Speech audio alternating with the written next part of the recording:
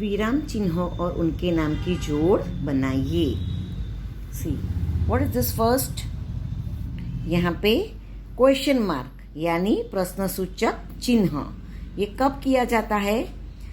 इस चिन्ह का प्रयोग प्रश्न वाक्य के अंत में किया जाता है। फिर ये पूर्ण विराम मीन्स फुल स्टॉप, पूर्ण यह चिन्ह का प्रयोग वाक्य के अंत में किया जाता है, यह भी वाक्य के अंत में किया जाता है।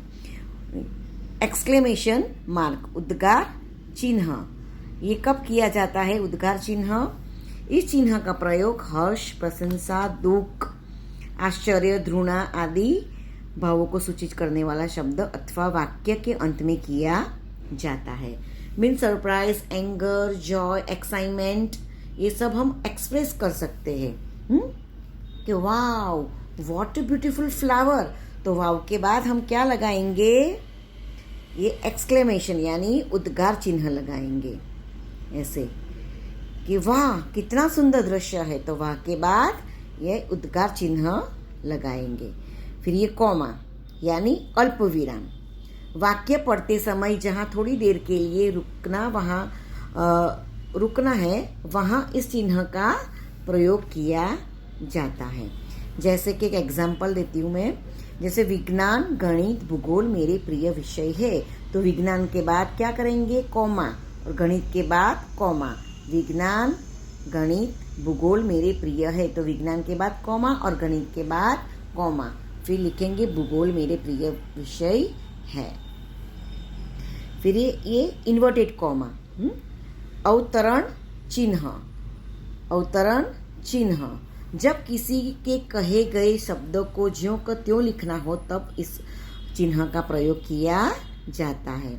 जैसे मैं एक एग्जांपल देती हूँ, जैसे कि सुभाष चंद्र बोस ने कहा तुम मुझे खून दो मैं तुम्हें आज़ादी दूंगा, तो उसमें एक इन्वर्टेड कॉमा करना है और ये अवतरण चिन्ह करना है उसमें। फिर डैश यानी योजक चिन्ह। चलिए ये देखते हैं, निम्नलिखित वाक्यों में विराम चिन्ह का प्रयोग कीजिए। तो फूल तोड़ना मना है, तो यहाँ पे हम क्या करेंगे? पूरा सेंटेंस लिख के यहाँ पे फुल स्टॉप यानी पूर्ण विराम करेंगे। वाह कितना सुंदर दृश्य है, ये सरप्राइज है। वाह के बाद क्या लगाएंगे? उद्गार चिन्ह। तो यहाँ पे वाह के बाद ये लगाएंगे उद्गार चिन्ह और कितना सुंदर दृश्य है, यहाँ पे फुल स्टॉप करेंगे।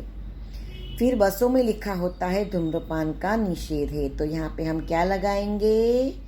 ये इन्वर्टेड कॉमा ओवर मीन्स ये वाला अवतरण चिन्ह लगाएंगे यहाँ पे।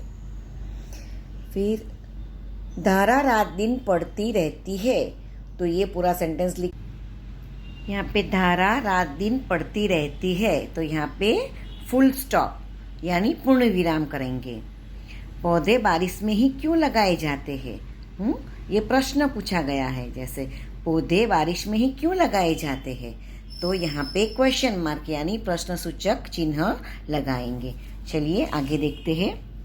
निम्नलिखित वाक्यों को पढ़कर रेखांकित शब्दों को ध्यान से देखिए। हमें अहिंसा के पंथ पर चलना चाहिए। पहाड़ की चढ़ाई बहुत कठिन होती है। हमारे व्यवहार में विनम्रता होनी चाहिए। महात्मा बुद्ध ने शांति, दया और प्रेम का संदेश दिया। क्षमा वीरों का आभूषण है। तो ये सब अहिंसा, चढ़ाई, विनम्रता, शांति, दया, प्रेम, क्षमा, ये सब क्या है? गुण, दोष, भाव, दशा आदि का बोध कराते हैं, यानी भाववाचक संज्ञा। जो शब्द गुण, दोष, भाव, दशा आदि का बोध कराते हैं वे भाववाचक संज्ञा कहलाते हैं।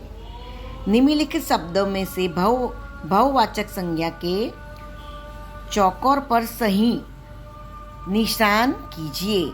देखिए ये अभी इसमें से क्या ढूंढना है हमें? भाववाचक संज्ञा, यानी ये सच्चाई भाववाचक है, फिर ऊंचाई, बचपन, लंबाई, अमीरी, बुढ़ापा, ये सब भाववाचक है।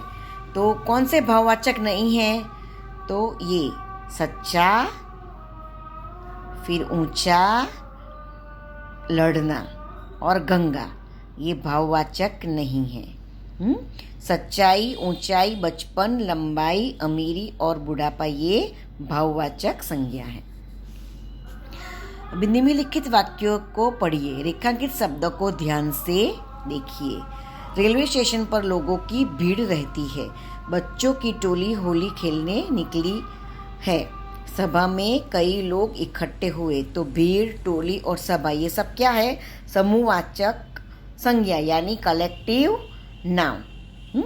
चलो और एग्जाम्पल देखते हैं। देखिए, अभी भाववाचक हमें बनाना है। सच्चा, सच्चाई, ऊंचा, ऊंचाई, बच्चा, बचपन, लंबा, लंबाई, अमीर, अमीरी, बूढ़ा, बुढ़ापा। चलिए इसमें से हम ढूंढेंगे भाववाचक, जातिवाचक और समूहवाचक ढूंढेंगे। मनुष्य अन्य प्राणियों से श्रेष्ठ है। तो ये मनुष्य क्या है? कॉमन नाउन यानी जातिवाचक। फिर हमें अहिंसा के पथ पर चलना चाहिए। तो अहिंसा भाववाचक। रेलवे स्टेशन पर लोगों की भीड़ रहती है। भीड़ यानी समूहवाचक कलेक्टिव नाउन। क्षमा वीरों का आभूषण है। तो क्षमा क्या है? भाववाचक संज्ञा है। फूल सबको अच्छे लगते हैं। तो फूल क्या है? जातिवाचक यानी कॉमन नाउन। हमारे व्यवहार में विनम्रता होनी चाहिए। तो विनम्रता क्या है? भाववाचक। सभा में कई लोग इकट्ठे हुए। तो सभा यानी समूहवाचक यानी कलेक्टिव नाउन।